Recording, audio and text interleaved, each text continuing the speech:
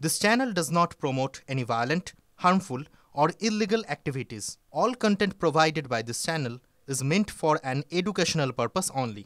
SIR নিয়ে জাতীয় নির্বাচন কমিশনকে চিঠি মমতা বন্দ্যোপাধ্যায়। অবিলম্বে এসআইআর স্থগিত করে বিএলওদের প্রশিক্ষণের দাবি। পরিকল্পনাহীনভাবে কর্তব্যরত আধিকারিক ও মানুষের উপর চাপ সৃষ্টি করা হচ্ছে বলে অভিযোগ করেছেন তিনি। এসআইআর প্রক্রিয়া অরাজক, বিপজ্জনক। কমিশনকে লেখা চিঠিতে উল্লেখ মুখ্যমন্ত্রী।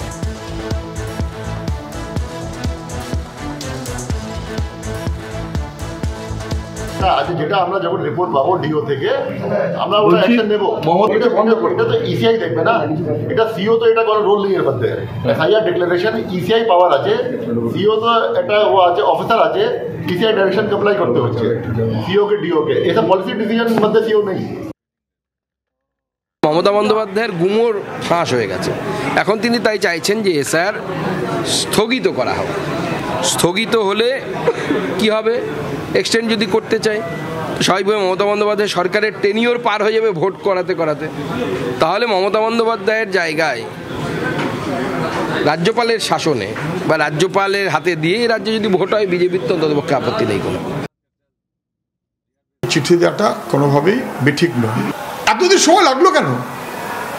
নির্বাচন কমিশন যে আনপ্রিপেয়ার্ড, এবং এটা যে একটা ছেলে মানুষই হচ্ছে, যথাযথভাবে হচ্ছে না। নির্ভুল ভোটার লিস্ট করার জন্য মৃত মানুষের নাম বাদ দিতে হবে, ডাবল এন্ট্রি বাদ দিতে হবে, ভুতুড়ে ভোট বাদ দিতে হবে। এটার জন্য এত কাঠখড় পোড়ানোর দরকার ছিল না। একদিকে সাধারণ যারা নাগরিক তাদের উপর মানসিক চাপ এবং আত্মহত্যার ঘটনা বাড়ছে, অন্যদিকে বিএলওদের উপর যেভাবে চাপ তৈরি করা হচ্ছে, হুমকি দেওয়া হচ্ছে, গ্রেফতার করার কথা বলা হচ্ছে, তাতে বিএলওরাও অসুস্থ হয়ে পড়ছেন, সুইসাইড করছেন। নির্বাচন কমিশনটা যমরাজের দপ্তরে পরিণত হয়েছে। ফলে মাননীয় মুখ্যমন্ত্রী যে চিঠি দিয়েছেন সেটা বাস্তব পরিস্থিতির উপর দাঁড়িয়ে এই পদ্ধতিতে সুষ্ঠুভাবে কোনো কাজ হওয়া সম্ভব নয়। মুখ্য নির্বাচন কমিশনারকে মুখ্যমন্ত্রী পাল্টা চিঠি বিরোধী দলনেতার। চিঠিতে শুভেন্দু অধিকারীর অভিযোগ, মমতার চিঠি আদতে অনুপ্রবেশকারী ও ভুয়ো ভোটারদের বাঁচানোর চেষ্টা। ভোটার তালিকায় বাংলাদেশিদের নাম রাখার চেষ্টা তৃণমূল নেতৃত্বের। বিরোধী দলনেতার অভিযোগ, কমিশনকে চ্যালেঞ্জ করছেন মুখ্যমন্ত্রী। বিএলওদের ভয় দেখানো হচ্ছে।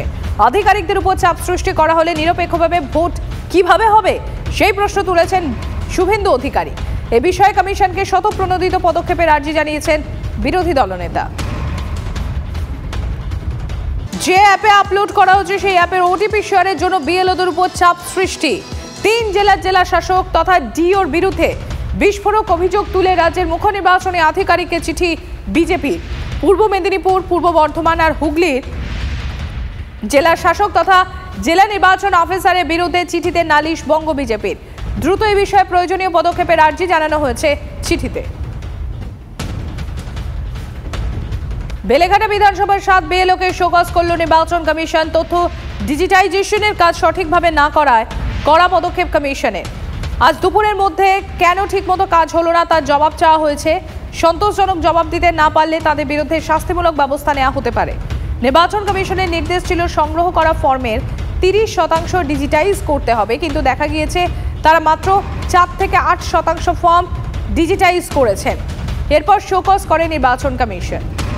এসআইআর প্রক্রিয়া চলছে, আপনারা জানেন না, তার মধ্যেই প্রশিক্ষণ নির্বাচন কমিশনের। ইভিএম প্রস্তুতি নিয়ে সমস্ত জেলা ডিএমও আধিকারিকদের নিয়ে প্রশিক্ষণ। সুমন আমার সহকর্মী রয়েছেন আমার সঙ্গে। সুমন, এই যে এসআইআর প্রক্রিয়া এখন চলছে, তবে তার মধ্যে এই যে কি প্রশিক্ষণ দেওয়া হচ্ছে নির্বাচন কমিশনের তরফে এবং কাদেরকে? দেখো, ইভিএম এর একাধিক ধাপ থাকে। আমরা জানি ইলেকট্রনিক ভোটিং মেশিন, তার একাধিক ধাপ থাকে। তাতে এফএলসি হয়, ফার্স্ট লেভেল চেকিং হয়, এবং তার সাথে সাথে ট্রেনিং দিতে হয়। সব জেলা শাসকরা ইতিমধ্যেই তলব পেয়েছেন এবং তারা একে একে নির্বাচন কমিশনের যে নির্ধারিত জায়গা সেখানে প্রবেশ করছেন, কারণ তাদেরকে আজকে ইভিএম এর ট্রেনিং দেওয়া হবে যে কিভাবে ইভিএম এর লজিস্টিক্সটাকে হ্যান্ডেল করতে হয়, কিভাবে ইভিএম ক্লোজিং করতে হয়। তারপর কিন্তু জানুয়ারি মাসে প্রত্যেকটা রাজনৈতিক দলের সামনে ইভিএম চেক করা হবে, সেটাও কিন্তু তাদেরকে একেবারে হাতে কলমে করে দেখাতে হবে। সেজন্যই কিন্তু মূলত তুমি দেখতে পাচ্ছ যে বিভিন্ন জেলার যারা জেলা শাসক রয়েছেন তার সঙ্গে সঙ্গে আধিকারিকরা তারা কিন্তু ইতিমধ্যে আসতে শুরু করেছেন। বেলা 9:30 থেকে এই বিশেষ প্রশিক্ষণ শুরু হবে এবং এই এসআইআর এর মধ্যেই কিন্তু কতদূর এসআইআর এর কাজ এগুলো জেলায় জেলায় সেই আপডেট যেমন নেওয়া হবে, তার সাথে অর্থাৎ সুমন, একদিকে যেমন এসআইআর প্রক্রিয়া চলছে, তার মধ্যেই প্রশিক্ষণও, ভোটের প্রশিক্ষণও স্টার্ট হয়ে গিয়েছে বলা যেতে পারে। আপাতত তোমাকে ধন্যবাদ সুমন, নজর রাখো। শীতের ছুটিতে দিল্লি বা উত্তর ভারত বেড়াতে যাওয়ার পরিকল্পনা করছেন? তাহলে নতুন করে চিন্তা ভাবনা করে পরিকল্পনা করুন, কারণ দিল্লি এবং উত্তর ভারতগামী একাধিক ট্রেন বাতিল থাকছে। 1 ডিসেম্বর থেকে আগামী বছরের মার্চ পর্যন্ত 24টি ট্রেন বাতিল করল পূর্ব মধ্য রেল। ঘন কুয়াশার আশঙ্কা করে অন্তত 24টি ট্রেন বাতিল করার কথা ঘোষণা করেছে ইস্ট সেন্ট্রাল রেলওয়ে। এর প্রভাব পড়বে পশ্চিমবঙ্গেও। যে ট্রেনগুলো বাতিল করার কথা জানানো হয়েছে সেগুলোর মধ্যে রয়েছে Dehradun Howrah Upasana express, Malda town new Delhi express, Santragachi Anand Vihar express, Kamakhya Anand Vihar express. Paschimbanga ছাড়াও দিল্লি, ঝাড়খণ্ড, বিহার এবং অসমের সঙ্গে যোগ আছে এমন অনেক ট্রেন বাতিল থাকবে। এরপরেও আরও কয়েকটি ট্রেন বাতিল হতে পারে বলেও ইঙ্গিত দেওয়া হয়েছে।